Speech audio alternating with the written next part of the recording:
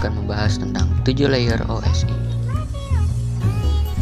Apa itu OSI sebenarnya? Pada tahun 1977 di Eropa, International Organization for Standardization atau disingkat ISO membuat satu arsitektur komunikasi yang dikenal sebagai Open System Interconnection atau disingkat OSI.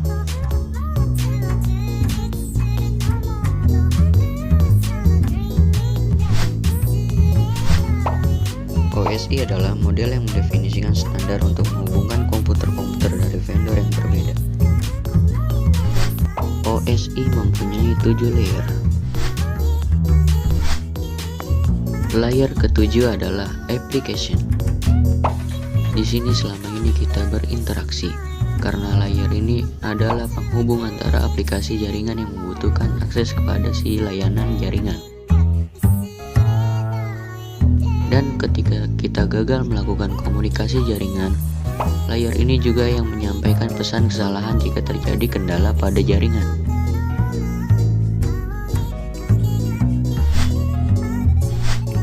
Layer keenam adalah presentation.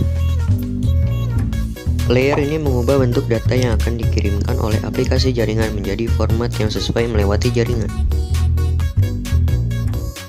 Contohnya adalah ketika kita akan mengirimkan data berupa gambar yang ternyata dijadikan format binary dahulu agar bisa dilanjutkan proses pengirimannya. Layer kelima adalah session. Disinilah apakah proses sebuah koneksi akan dibuat, dibiarkan tetap berjalan, atau bahkan dihentikan.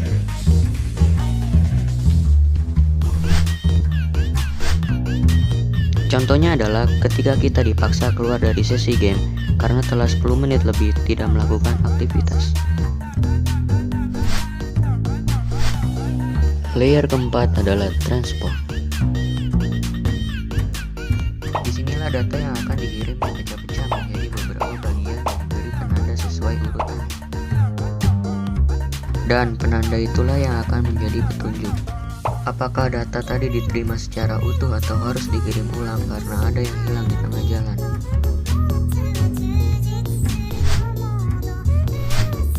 Layer ketiga adalah network.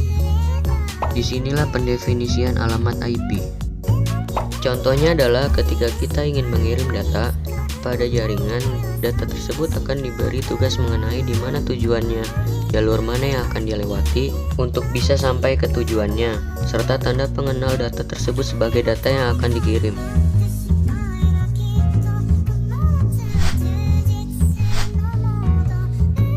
Layer kedua adalah data link.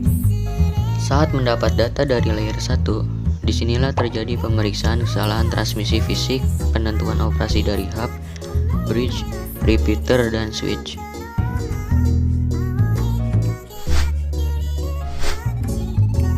Layer pertama adalah physical. Disinilah terjadinya pengiriman bit data digital dari pengirim ke tujuan melalui media tegangan listrik dan inframerah ataupun cahaya biasa. Contohnya adalah saat terjadi pengiriman bit data dengan menggunakan kabel fiber optik.